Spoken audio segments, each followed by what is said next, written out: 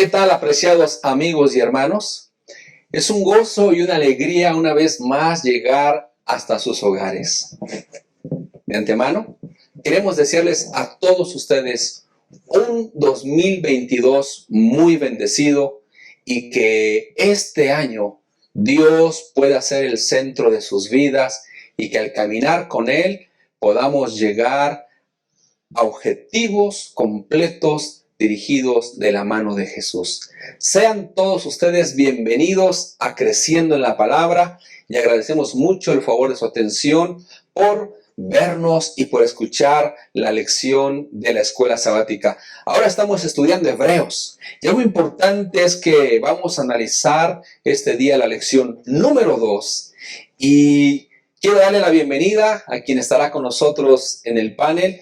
Es el pastor Francisco Ramón de Dios, quien él ocupa un cargo en nuestra asociación como el secretario ejecutivo de esta oficina. Así que vamos a analizar 3 puntos que vamos a estudiar. El primer punto, vamos a ver a un Jesús misericordioso. En el segundo punto veremos a un Jesús compasivo. Y en el tercer punto veremos a un sacerdote celestial. Quiero invitarte a que te quedes con nosotros. No sin antes, para iniciar este estudio, quiero invitarte a hacer una oración. Oremos. Amado Padre, bendice ese estudio. Danos sabiduría de lo alto. Bendice cada hogar, Señor. Y que juntos con nuestros amigos que nos ven de diferentes países, o en este mismo país de México, podamos, Padre bendito, entender tu palabra y que el Espíritu Santo pueda discernir nuestro corazón. Quédate con nosotros, Señor. Lo pedimos en el nombre de tu Hijo amado, Cristo Jesús. Amén. Amén, amén, amén. No te vayas, quédate con nosotros y en un momento regresamos.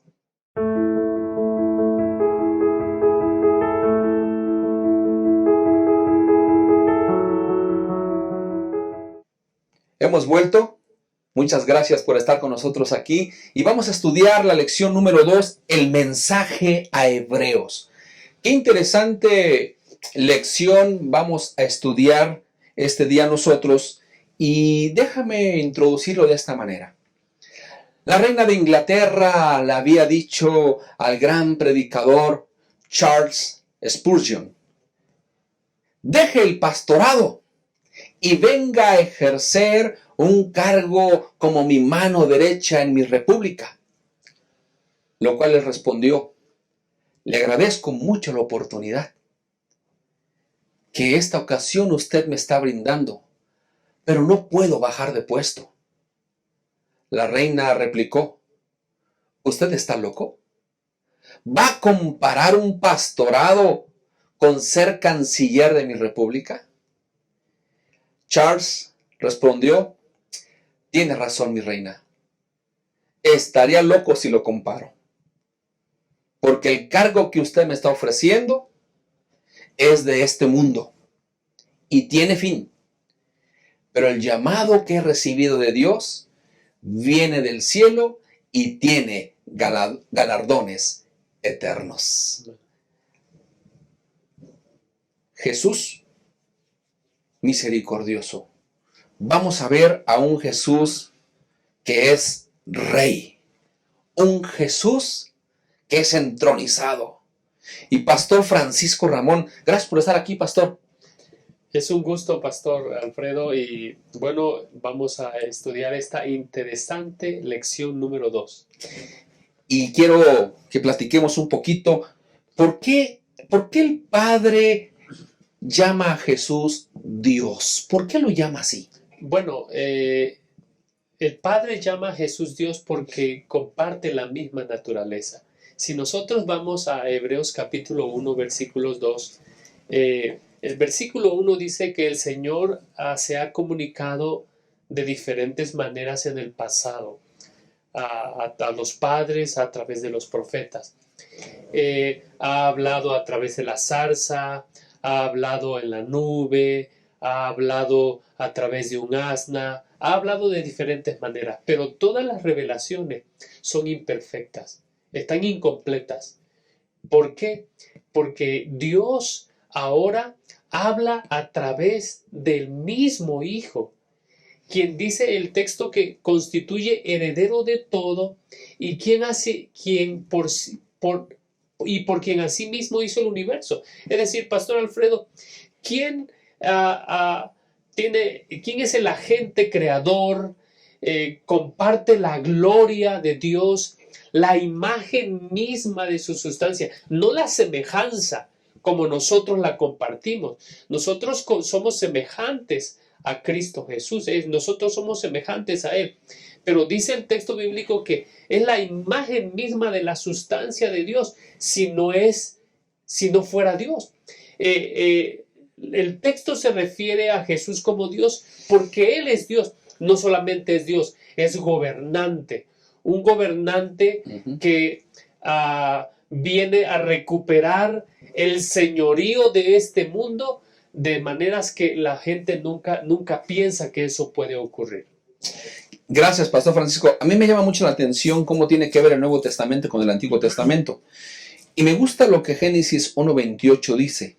Y los bendijo Dios y les dijo: fructificad y multiplicaos, llenad la tierra y gobernadla, dominad los peces de la mar, las aves del cielo y todas las bestias que se mueven sobre la tierra. Es decir, Dios le da a Adán y a Eva antes del pecado el poder de gobernar este mundo.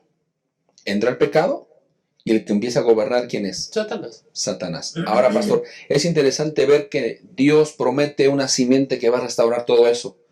Pero después viene algo importante. Según Hebreos y según analizar la lección,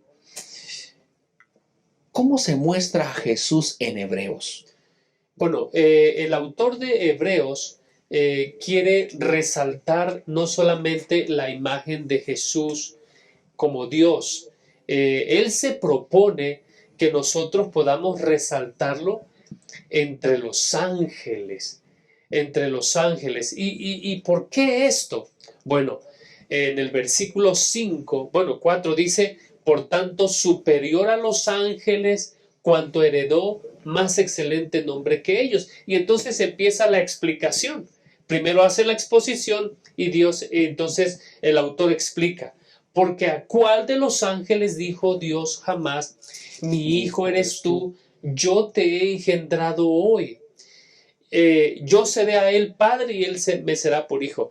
De paso, yo quiero decir que este texto es ocupado por muchos hermanos con trasfondo o una creencia antitrinitaria, queriendo decir que Jesús fue creado, pero no es así. Cuando nosotros vamos a Salmos capítulo 2, versículo 7, nosotros vamos a ver que el autor... este es un salmo mesiánico de entrada, pastor. Es un salmo mesiánico. Y bueno, ¿qué está ocurriendo aquí en el capítulo 2 de Salmo? Bueno, es la ceremonia de entronización.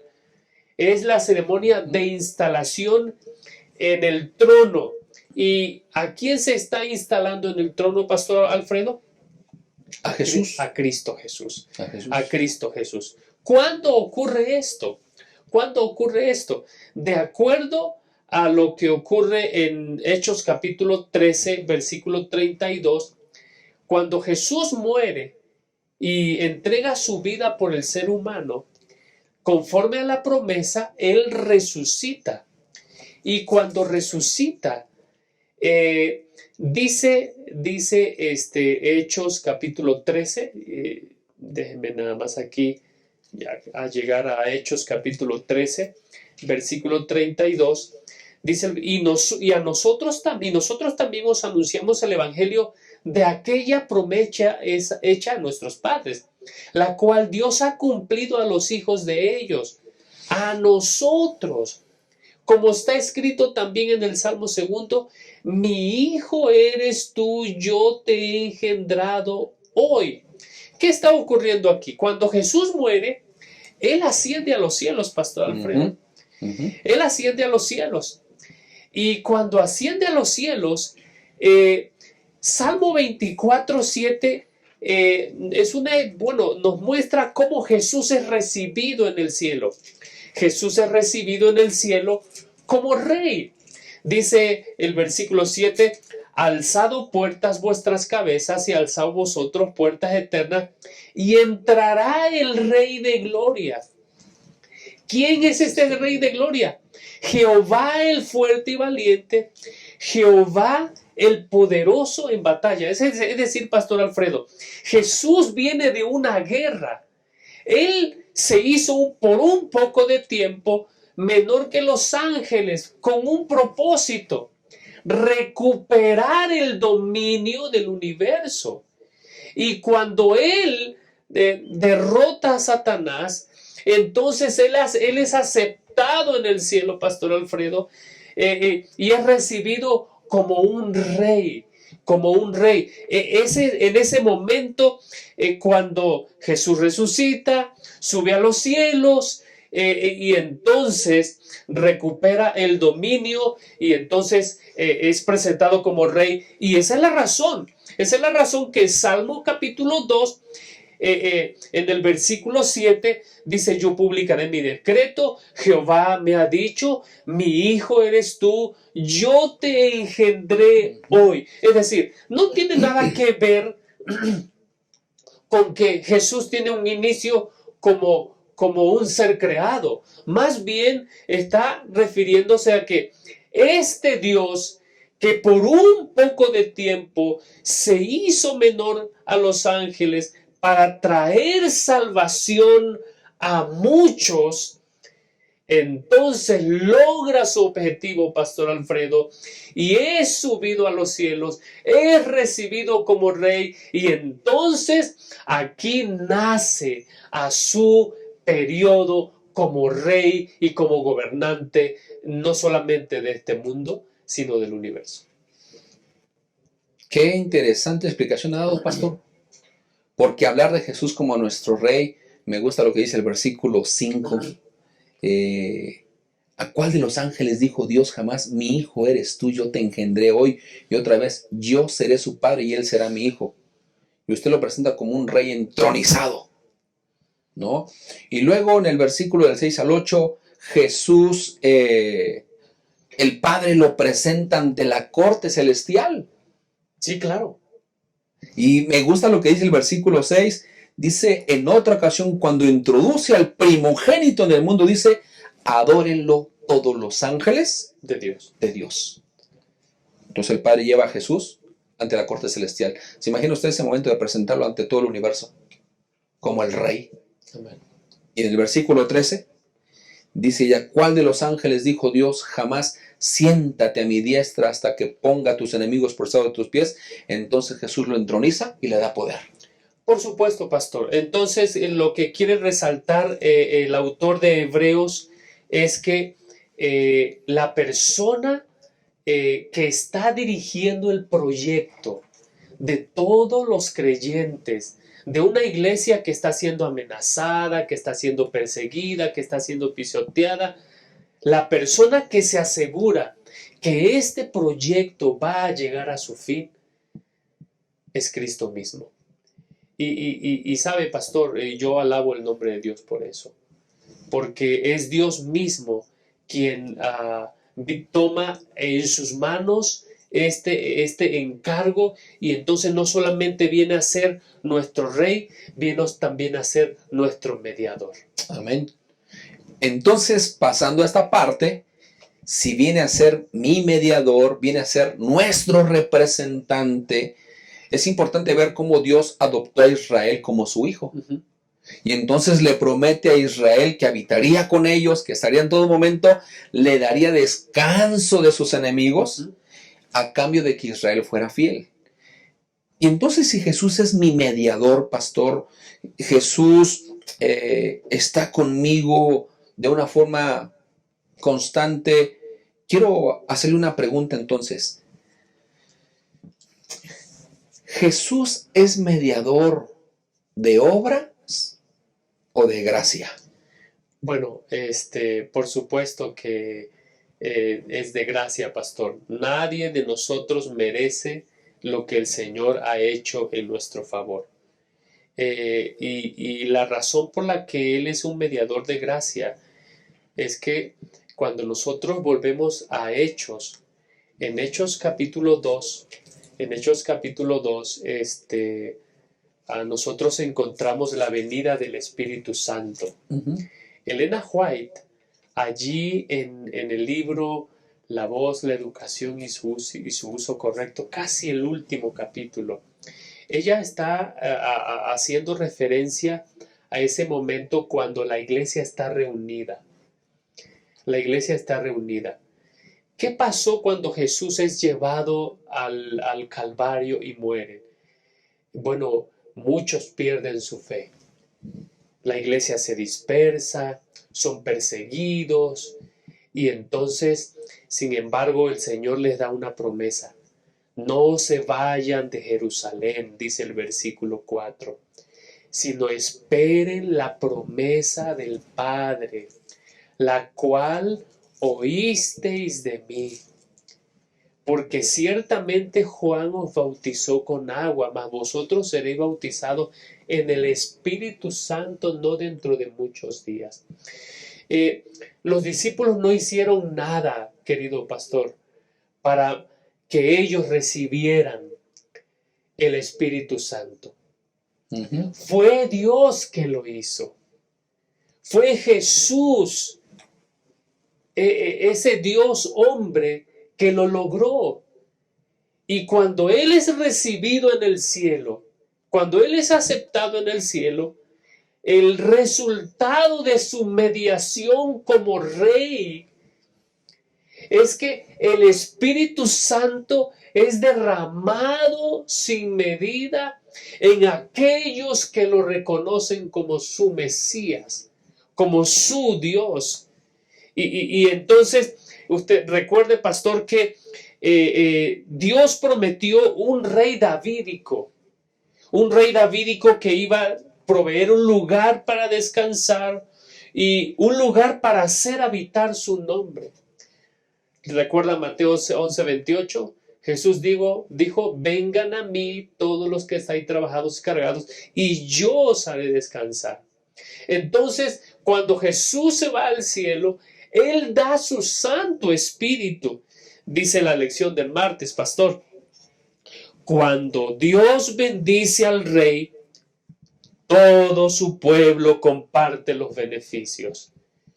Es decir, Dios permite que ahora el Espíritu Santo sea el intercesor, ese mediador, esa persona que nos va a llevar y que nos va a hablar y nos va a recordar la obra de Cristo para que nosotros podamos seguir adelante y heredar las promesas que Él ha dejado a sus hijos. Entonces quiere decir, pastor, que si tenemos un representante, un mediador, ahora ante el Padre también, Por supuesto.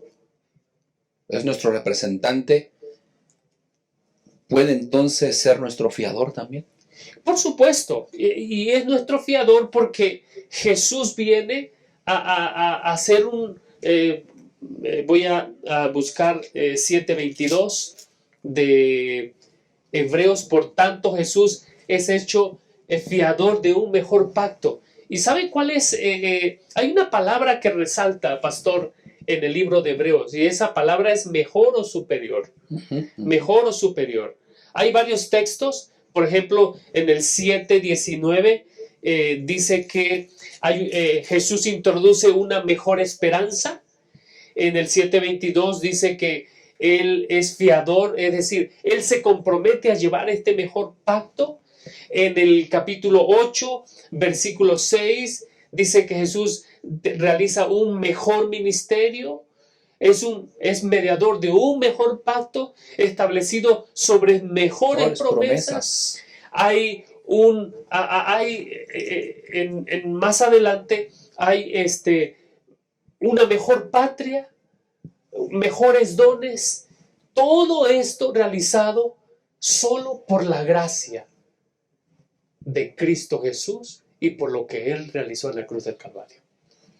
Muchas gracias, pastor, porque nos presenta usted a Jesús como un representante en el cual confiar, un mediador, y al leer lo que dice Hebreos capítulo 1, versículo 5, ¿a cuál de los ángeles dijo Dios jamás mi hijo eres tú?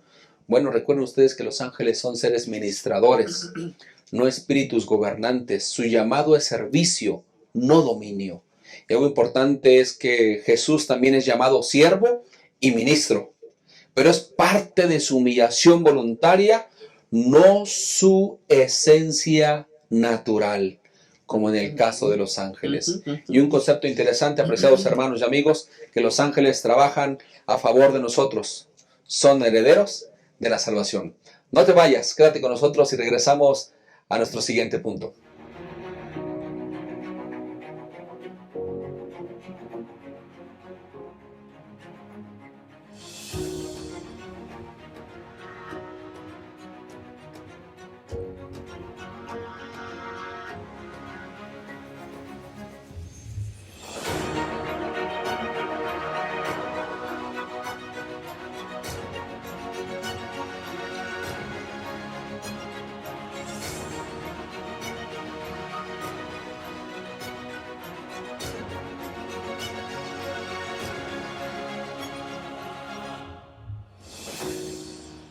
Gracias, apreciados amigos y hermanos, por seguir con nosotros aquí en Creciendo en la Palabra. Y vamos a estudiar nuestro segundo punto, un Jesús compasivo. ¿Saben algo interesante? Cuando una mujer ha caído en pecado y como consecuencia cae en manos acusadoras, aparece alguien quien viene, la defiende de los que la están condenando, de estos acusadores, y le da una oportunidad de reflexionar, pero también invita a los acusadores a que ellos analicen su vida, cómo se encuentran y a tener una actitud positiva. Déjame te pregunto algo. ¿Cuál ha sido tu experiencia cuando te han defendido o cuando tú has defendido a alguien? ¿Cómo te has sentido? Hay muchos casos en que gente ha sido defendida cuando está a punto de morir. O cuando hay gente que cae en pecado y puede ser defendida. Y Pastor Francisco, la lección nos presenta ahora, si ya vimos a un rey, ya vimos a un mediador, hoy quiero presentarle a un defensor, al mismo Jesús. Entonces, al ver lo que la lección nos dice es, si Jesús era Dios, si el Padre dice que es mi Hijo, es Dios, ¿por qué entonces Él tuvo que participar de nuestra naturaleza, de carne y sangre? Bueno, gracias, pastor. Esa palabra que usted usó ahorita, compasivo, pudiéramos decir que esa es la razón. El Señor sabe lo que nosotros vivimos.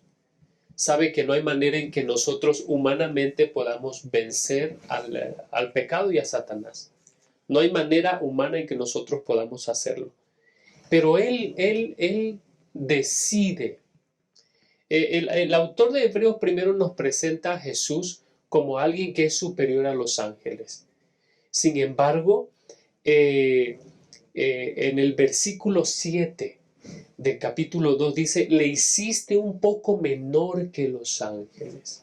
En el versículo 9, pero vemos que aquel que fue hecho menor que los ángeles, a Jesús, coronado de gloria y de honra a causa del padecimiento de la muerte, para que por la gracia de Dios gustase la muerte por todos. Es decir, este Dios participa de carne y de sangre porque es un Dios compasivo. Él viene a pagar la deuda, el castigo que hay sobre el ser humano. La Biblia dice, la paga del pecado es la muerte. Y Jesús viene a entregarse por nosotros. Él viene a convertirse en nuestro defensor. ¿Por qué? Porque dice el versículo 16, porque ciertamente no socorrió a los ángeles, sino que socorrió a la descendencia de Abraham. La promesa que se le hizo a Abraham cuando hizo un pacto con Dios, en ti serán benditas todas las naciones de la tierra, se cumple en Jesús. Se cumple en Jesús, y Jesús viene a ser una bendición no solamente para los que creen, viene a ser una bendición para que toda la raza humana pueda encontrar un camino de regreso al Padre, porque tenemos un defensor. Pastor Alfredo. Gracias, pastor. Entonces me gusta la parte que toca usted ahí de Hebreos capítulo 2, versículo 16. No vino para salvar a los ángeles, vino para salvarnos a nosotros. Y entonces, como nuestro defensor, podemos entender que somos parte de su ejército. Por supuesto, somos su pueblo, somos... el salmista dice que somos las ovejas de su prado. El Señor vino a salvarnos. Mire lo que dice el versículo 10. Dice, porque convenía aquel por cuya causa son todas las cosas y por quien todas las cosas subsisten, que habiendo de llevar muchos hijos a la gloria, perfeccionase por aflicciones al autor de la salvación de ellos. Es decir, a Jesús se le describe como el campeón de los seres humanos débiles. Jesús es mayor que los ángeles, pero por decisión propia y por un corto tiempo es hecho menor que los ángeles. ¿Para qué? Para abrir un camino, pastor, que permitiera que todos aquellos que creen en Cristo Jesús tengan acceso al Padre. Dice el versículo 27, por lo cual debía ser en todo semejante a sus hermanos, para venir a ser misericordioso y fiel sumo sacerdote en lo que a Dios se refiere, para expiar los pecados del pueblo. Él se hizo carne para poder librarnos de la condenación, del poder pasado, presente y futuro del pecado. Gloria a Dios. Amén. Un Jesús defensor. Y Apocalipsis 3:21 podemos cerrar lo que dice: al que venza, le daré que se siente conmigo en mi trono. Vamos a vencer con Jesús, y gracias a Jesús por ser nuestro defensor. Y te digo algo, hermano, anímate, la victoria está asegurada. No te vayas, quédate con nosotros. Regresamos en un instante para el tercer tópico. Las formas de religión. No es que la fe haya desaparecido de la conciencia humana, más bien se ha transmutado a formas alternativas de la creencia. Hoy la fe se canaliza hacia elementos que brinden al ser humano, aunque sea un poco de alivio en un mundo lleno de violencia y perversidad. En realidad, no hemos dejado de creer porque somos nacidos para creer. Descubre las grandes dimensiones de la fe y cómo hoy se aplican a la vida.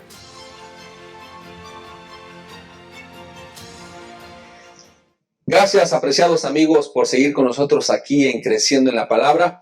Hemos llegado al tercer punto, titulado Un sacerdote celestial. Qué interesante es que en el pueblo de Israel había funciones humanas donde tanto el sacerdote y el sumo sacerdote ministraban en un santuario. Y sabes algo interesante, el sacerdote tenía que entrar todos los días, pero el sumo sacerdote entraba una vez al año hasta el lugar santísimo a interceder por el pueblo.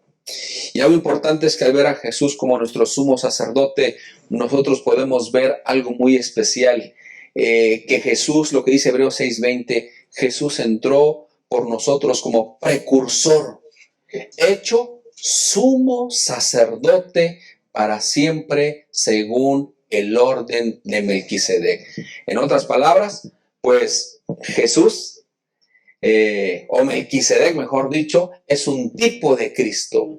Prácticamente en esta parte, porque nosotros al analizar realmente lo que hace el sumo sacerdote, Pastor Francisco, qué bendición tenemos ahora, porque según a lo que dice Hebreos 4:14 al 16, siendo que tenemos un gran sumo sacerdote que entró en el cielo, a Jesús, el Hijo de Dios, retengamos la fe que profesamos, porque no tenemos un sumo sacerdote incapaz de simpatizar con nuestras debilidades, sino al contrario, fue tentado en todo según nuestra semejanza, pero sin pecado. Pastor Francisco, qué interesante reflexión tenemos aquí, qué versículo tan más sublime, porque nos habla y nos dice que Jesús simpatiza con nuestras debilidades, sabe cuando pecamos, sabe lo que se siente, fue tentado en todo, pero ¿cuál era la función que hacía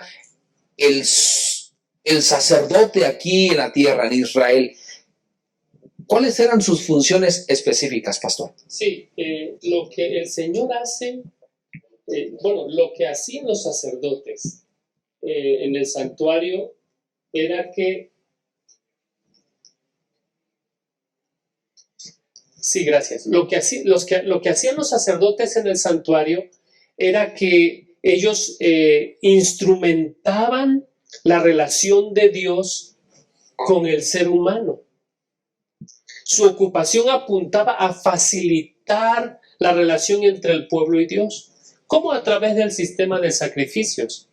Pero lo que hace la lección de esta semana, el estudio de esta semana, es que nos anima a que nosotros dejemos de, déjeme decirlo así, de poner nuestra mirada en un intercesor, en un mediador humano, y entonces nos invita a levantar nuestra mirada a un intercesor divino.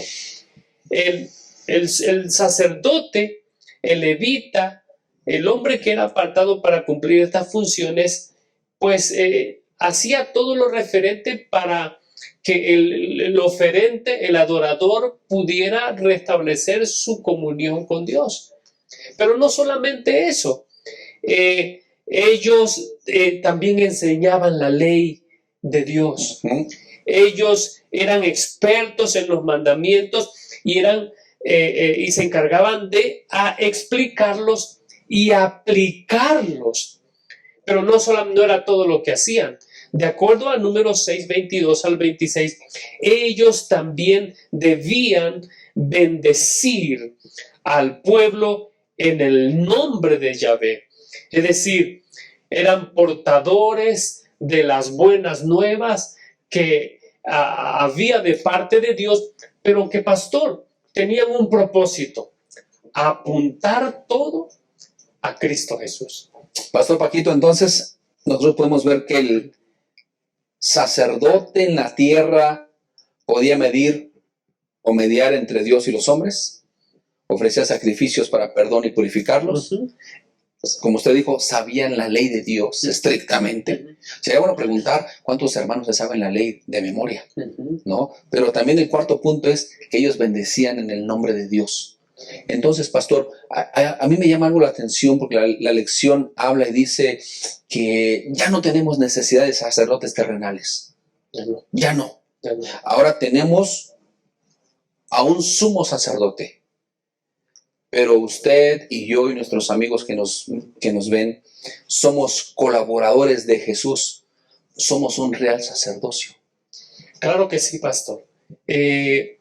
Debido a que tenemos todo lo del pasado, era una sombra. Esa sombra apuntaba a la realidad. La realidad es Jesús. Entonces, cuando Jesús inicia su ministerio como sumo sacerdote según el orden de Melquisedec, Jesús entonces, de acuerdo a 1 Pedro 2:9, les da a todos los creyentes un real sacerdocio. Pero antes de que yo entre allí, pastor, la tarea ¿por qué Jesús viene a ser nuestro sumo sacerdote? Bueno, porque Él viene a mediar, pastor, un nuevo pacto. Y en ese nuevo pacto, ¿quién se compromete, pastor? A que el pacto se cumpla y cumpla por su propósito. Dios se compromete. Entonces, Dios se compromete en ese nuevo pacto. Dice, yo voy a escribir mi ley en sus mentes y las voy a grabar en sus corazones. Y entonces cuando tú y yo, hermano, permitimos que por la gracia de Dios el Espíritu Santo realice esta obra a través de la intercesión de Cristo Jesús en el santuario celestial, entonces nosotros podemos convertirnos en ese real sacerdocio. Y así como lo hacían los israelitas en el pasado, los sacerdotes en el pasado, ahora el Señor nos llama a enseñar su ley.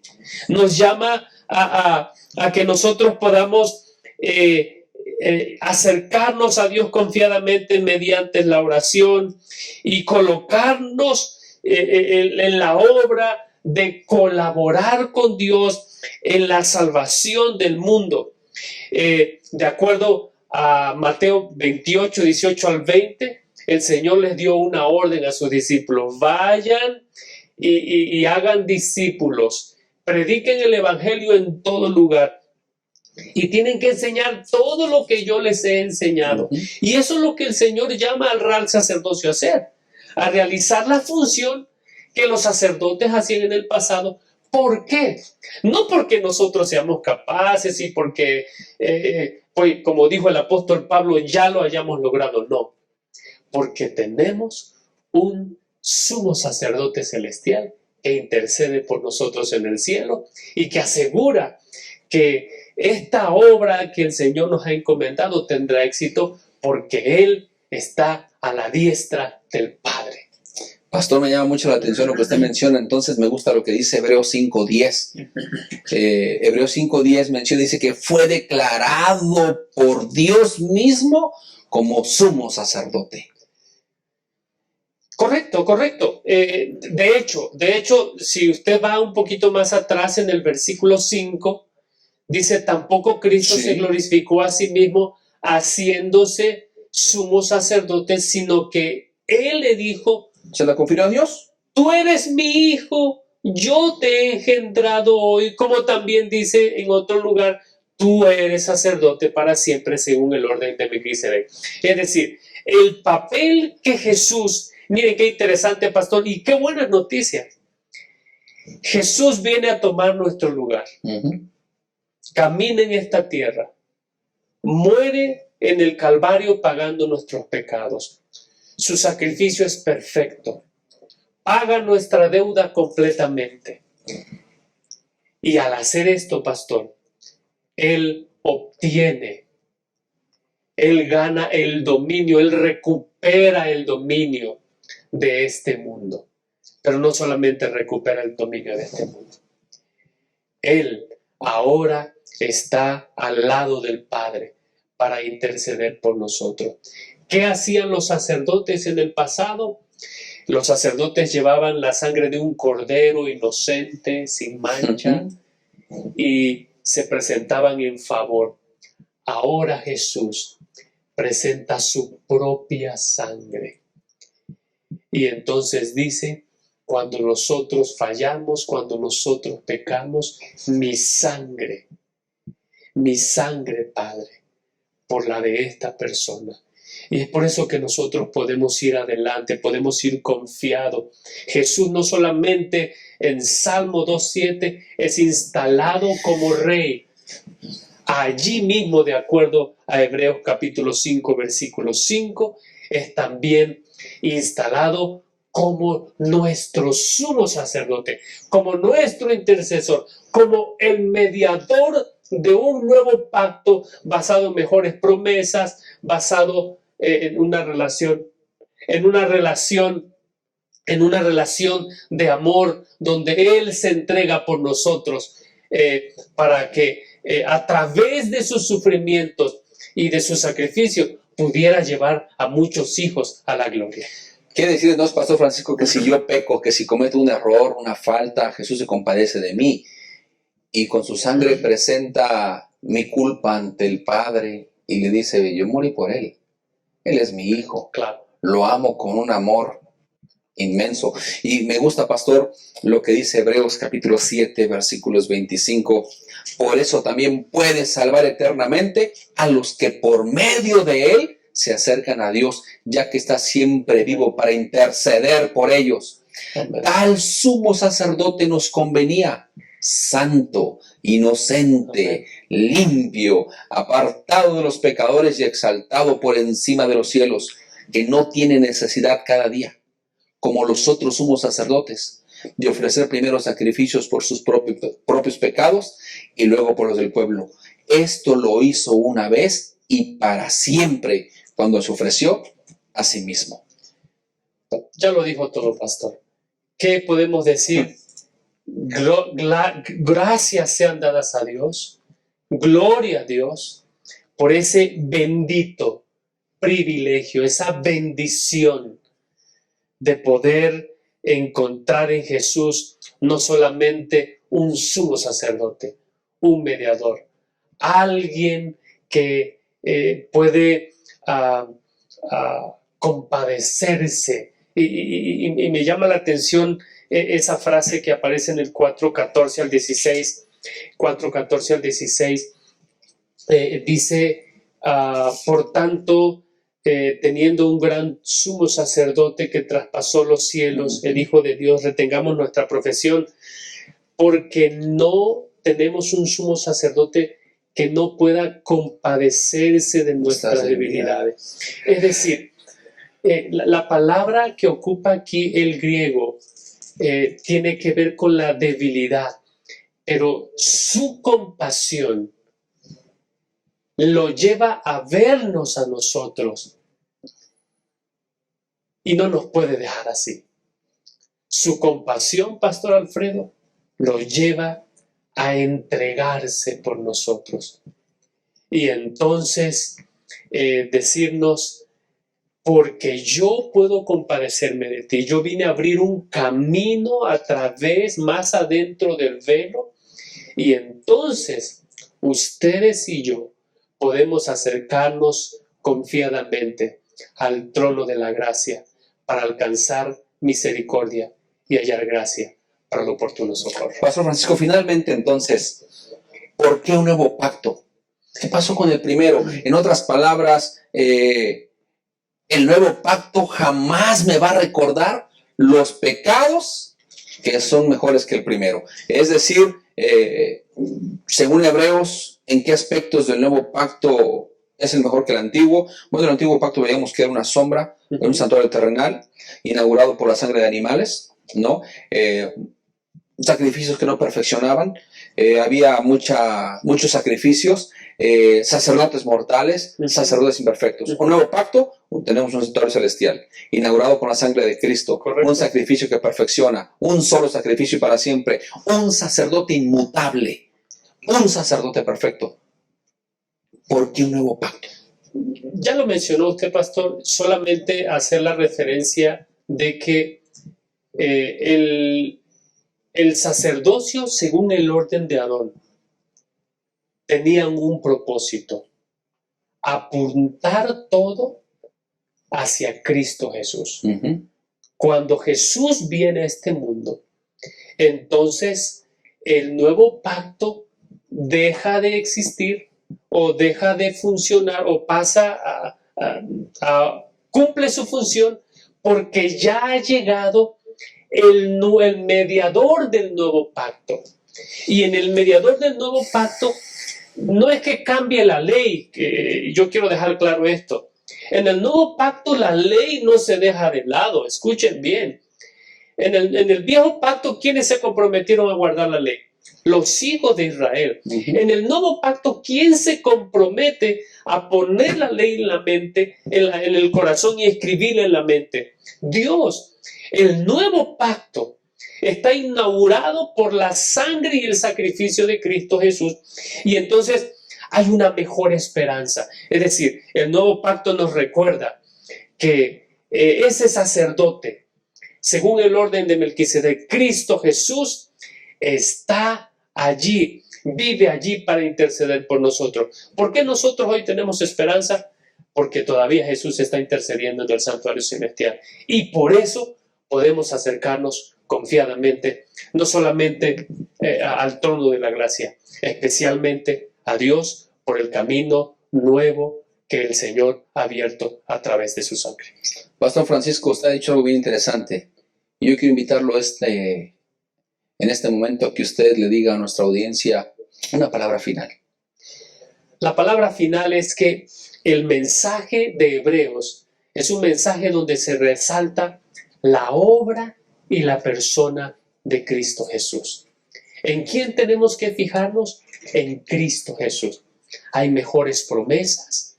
De acuerdo a Hebreos capítulo 7, 19, se introduce una mejor esperanza, y esto es porque Jesús es hecho fiador de un mejor pacto. Él es el que se compromete. ¿Qué espera de ti y de mí? Espera que tú lo aceptes como su único Salvador personal, como su único Señor. Y entonces permita que, así como dice Hebreos capítulo, un momento por favor, lo que dice Hebreos capítulo 1, cuando el Señor le dice, siéntate a mi diestra hasta que ponga a tus enemigos por estrado de tus pies. Es decir, ¿quién es el que va a hacer esto? No somos nosotros. 1:13. 1:13, es el Señor. El Señor va a hacer eso.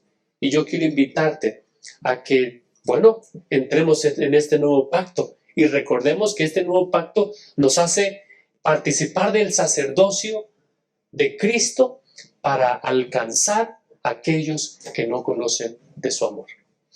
Muchas gracias, Pastor Francisco, por estar con nosotros en la lección número 2. Apreciamos mucho sus comentarios, muy acertados, muy teológicos, muy bíblicos.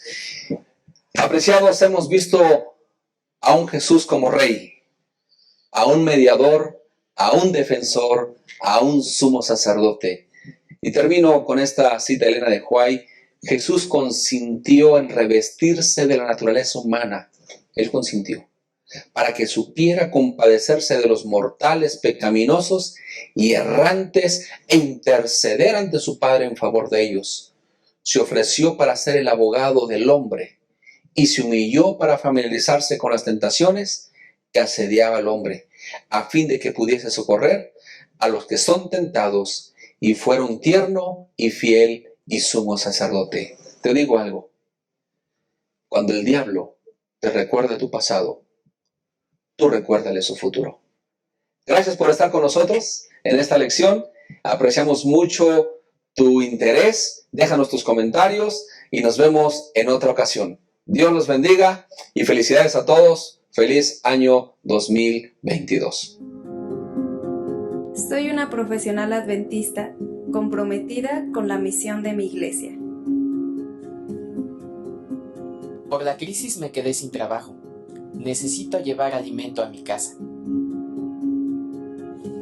Prometí ser parte activa del esparcimiento del Evangelio en mi generación. Salí de la preparatoria y quiero seguir estudiando, pero no tengo recursos. Ya me jubilé. Tengo que trabajar para el Señor. Él viene pronto. Únete y sé un mensajero de esperanza.